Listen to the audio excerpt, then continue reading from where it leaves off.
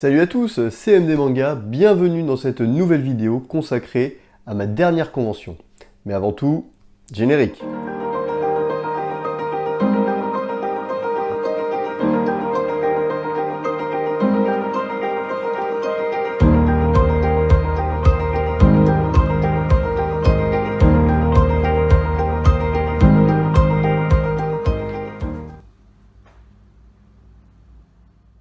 Alors comme dit en introduction, aujourd'hui nous allons parler de ma dernière convention qui a eu lieu à Assevent, proche de Maubeuge, les 13 et 14 mai derniers. Tout d'abord je vous annonce que cette vidéo va être chapitrée car j'ai décidé de la séparer en parties et comme ça vous permettra d'aller directement à la partie qui vous intéresse. Il s'agissait de la seconde édition de cette convention à Assevent. J'avais déjà fait une vidéo de la précédente édition de l'année dernière où j'avais fait la fiche que vous pouvez admirer ici.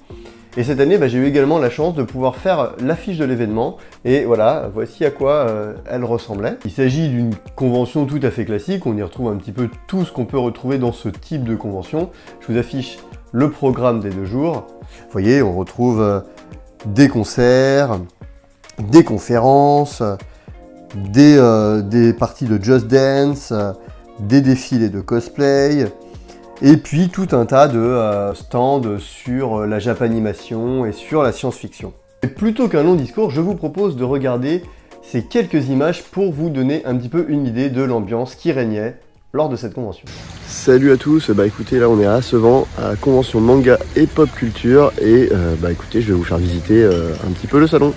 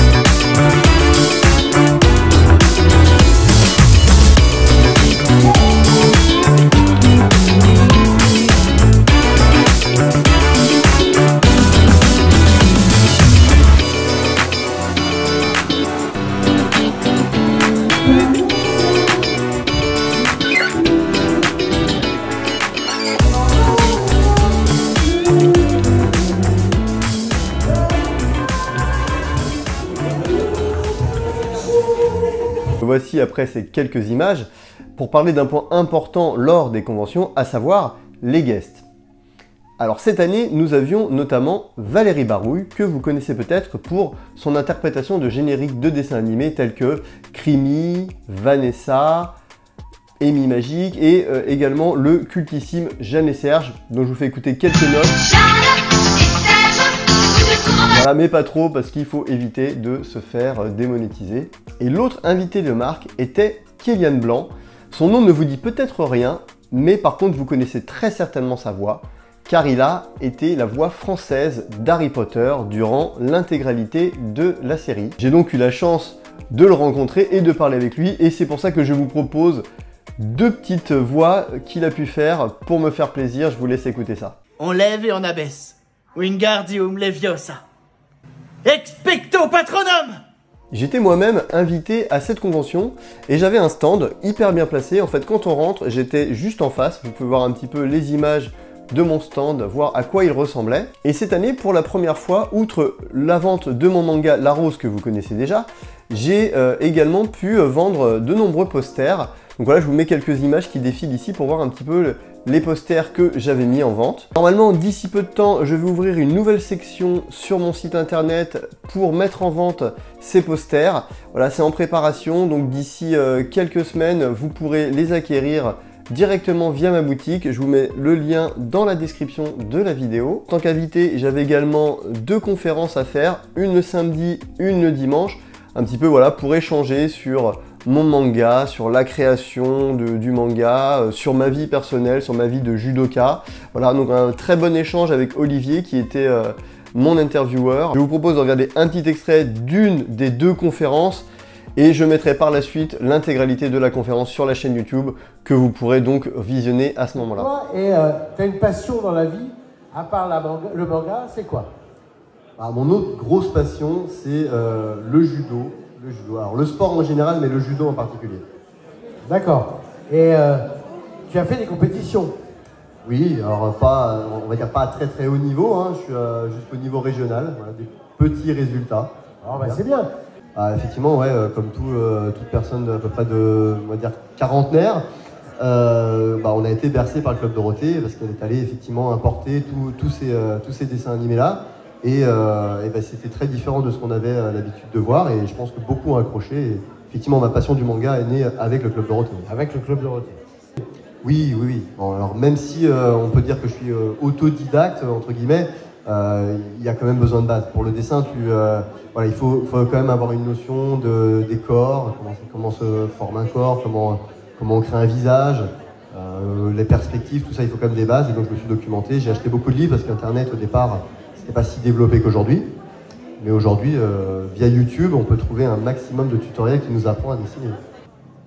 T'as des passions, mais t'as des rêves. Et ton rêve, ce serait de rencontrer Teddy Riner, qui je crois vient encore de gagner un super combat, voilà. J'ai vu ça. Teddy Riner, qui est encore champion du monde hier, pour la 11e fois. Pour la 11e fois. Et tu souhaiterais, ton rêve, c'est de le rencontrer, c'est ça? Oui, voilà, c'est le plus grand judoka de tous les temps, le plus médaillé au monde. Et donc, voilà, clairement, moi, mon rêve, ça serait de faire un manga sur sa vie.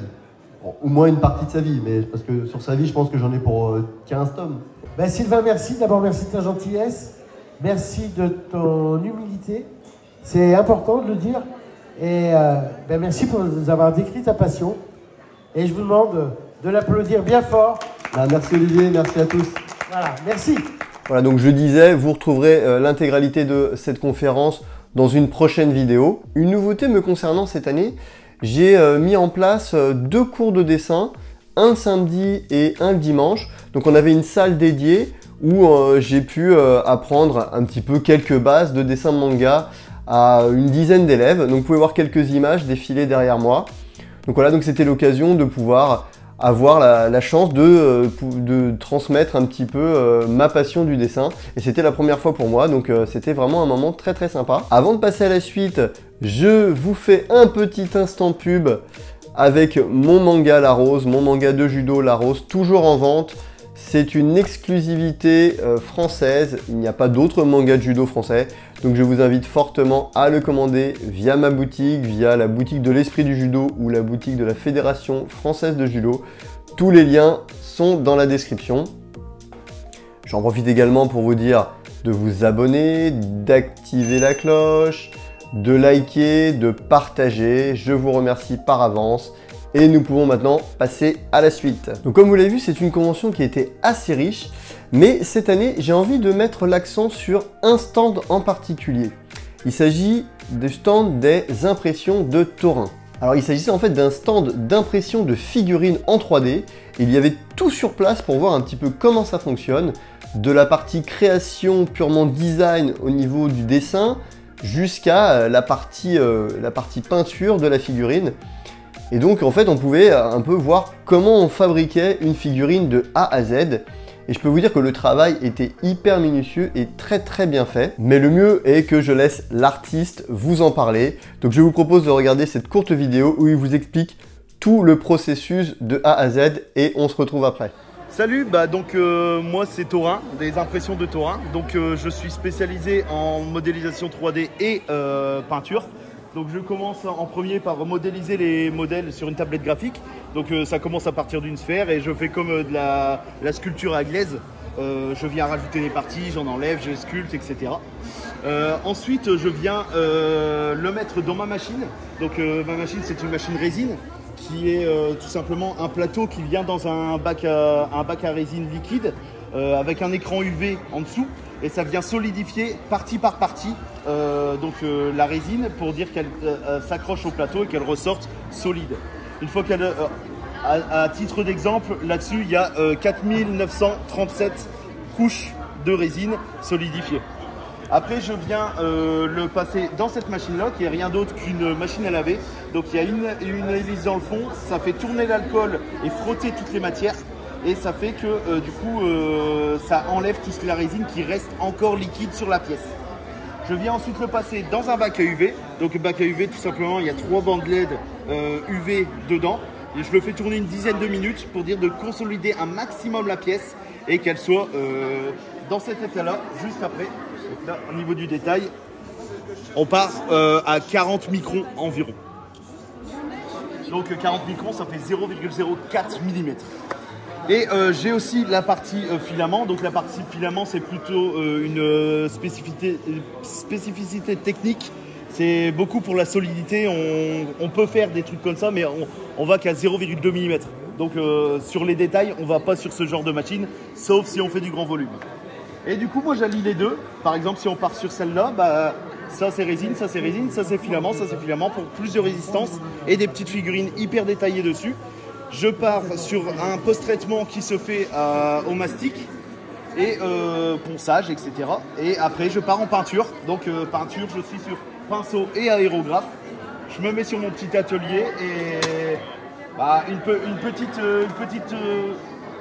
un bon travail de peinture qui prend un peu de temps mais qui embellit la totalité de la figurine. Donc voilà mon travail. Eh ben merci beaucoup. Vous voyez un petit peu maintenant comment tout ça fonctionne. Donc voilà, j'avais voulu vous en parler parce que j'avais trouvé ça très intéressant. Donc j'espère que ça vous aura plu. Merci beaucoup à lui de m'avoir tout expliqué. Et je vous mets les liens de sa boutique si vous voulez commander une figurine, une qui est déjà produite ou même en faire une sur mesure. Je vous mets tous les liens pour sa boutique pour le contacter dans la description de cette vidéo. Pour ma part, j'ai eu la chance de pouvoir lui demander une figurine sur mesure qu'il a fait pour moi, que je vous propose de découvrir en 3D, en vidéo, sous toutes les coutures pour vous montrer un petit peu la qualité du travail.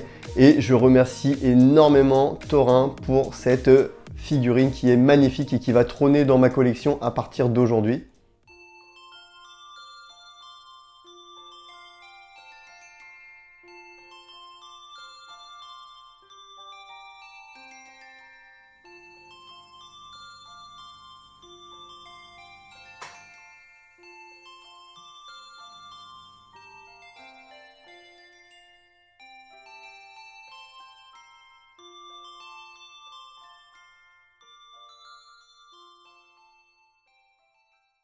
Donc encore une fois, foncez si vous êtes intéressé, les liens sont dans la description. Cette vidéo touche maintenant à sa fin. On a déjà la date de la prochaine convention à Assevent, elle sera les 4 et 5 mai 2024. J'y serai, je vous invite pour ceux qui sont dans le coin à y aller car c'est une convention hyper sympa, hyper familiale, hyper chaleureuse.